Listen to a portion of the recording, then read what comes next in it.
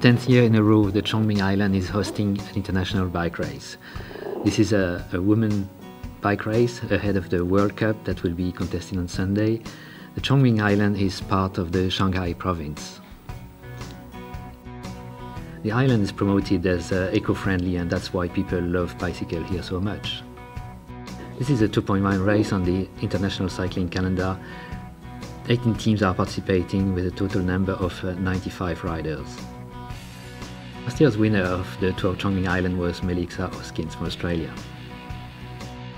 I always, every race you win, it's nice to go back the next year and race it again, because obviously you've had good memories from there, and this year's no different. It's great to be back, and hopefully the weather's holds off and it turns into some nice sunny racing, but it's great to be back in a new team of girls, and yeah, looking forward to hopefully having a successful week. There are many favourites for the race, but also local riders, and Wang Dongyan from China Chongming Giant is highly expected here. She said, having trained mostly for the track for the China Games later this year, she might not be in her best shape for this race.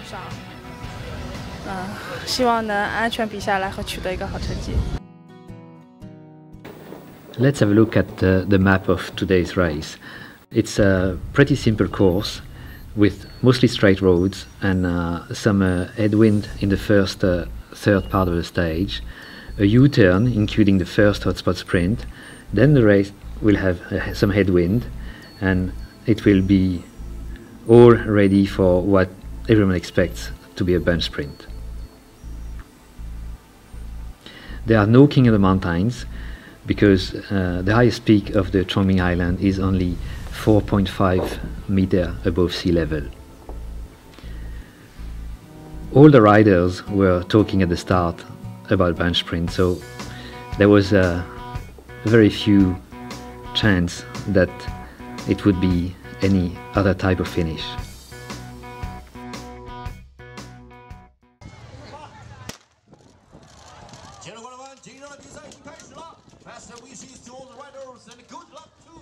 And in fact, there were no breakaway attempts in the first part of the race. Riders were mostly watching each other, but the tension started going high ahead of the first intermediate sprint. And there was a crash, but on the left side of the road we can see Chloe Hosking coming first, and that was very important for the time bonus and for the green jersey that she's also targeting. The wind was the major factor in the second part when the speed went higher, and we can see the riders gearing up for the sprint. Orica AIS team from Australia being very active, and that was for Annette Edmondson to take the second hotspot sprint of the day. But there was one team that didn't really want a bunch sprint finish, and that was a high-tech team. High-tech team is from Norway, but very multinational team. However, the Russ Velo team also wanted a breakaway and brought them back.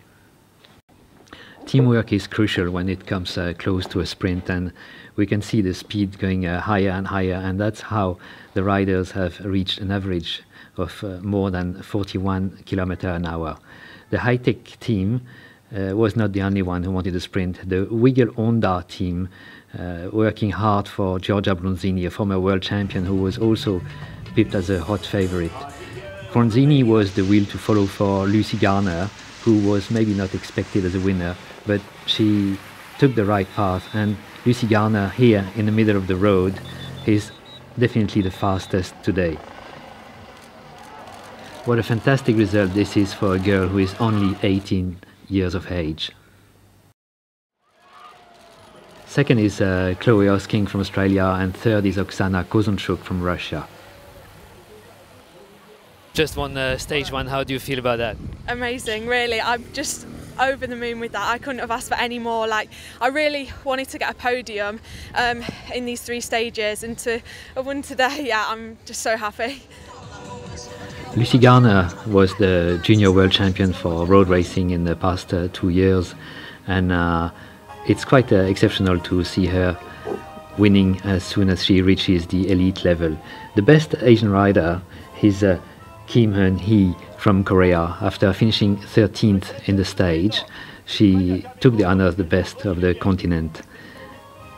Chloe Hosking is no new to the podium in the Tour of Charming Islands since she won this race in 2009, and she's pretty used to winning and celebrating.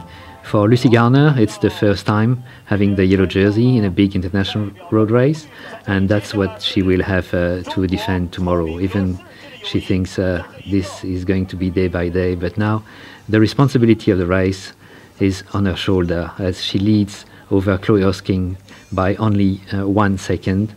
That means the battle for time bonus and sprinting will be high again on stage 2, and for sure the sprinters are hungry for more.